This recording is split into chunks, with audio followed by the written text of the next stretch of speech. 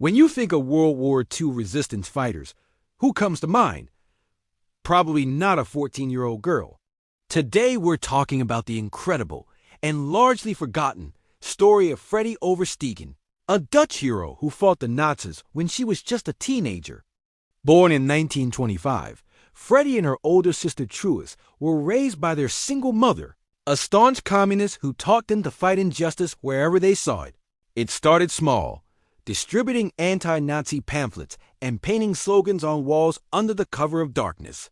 But their bravery didn't go unnoticed. Soon, a resistance commander visited their home.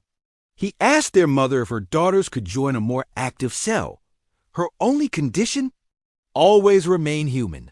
With that, 14-year-old Freddy and 16-year-old Truus were trained to use guns and explosives. Their youthful, innocent looks were the perfect cover. They sabotaged railway lines, blew up bridges, and smuggled Jewish children out of the country to safety.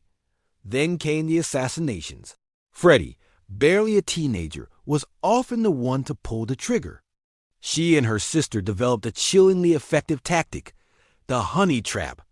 They'd flirt with high-ranking Nazi officers in bars, lure them into the woods with the promise of a romantic stroll, and then a comrade would be waiting to execute them.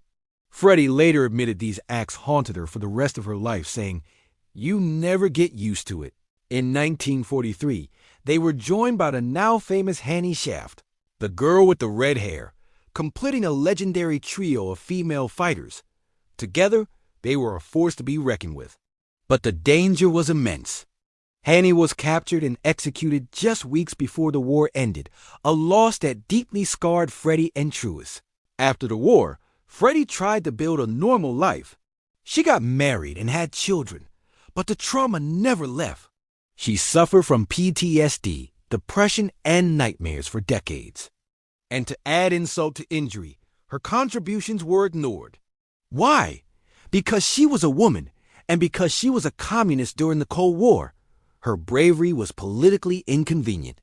It wasn't until 2014, when Freddy was nearly 90 years old, that the Dutch government finally awarded her and her sister the Mobilization War Cross. Their story finally started getting the attention it deserved through documentaries and books.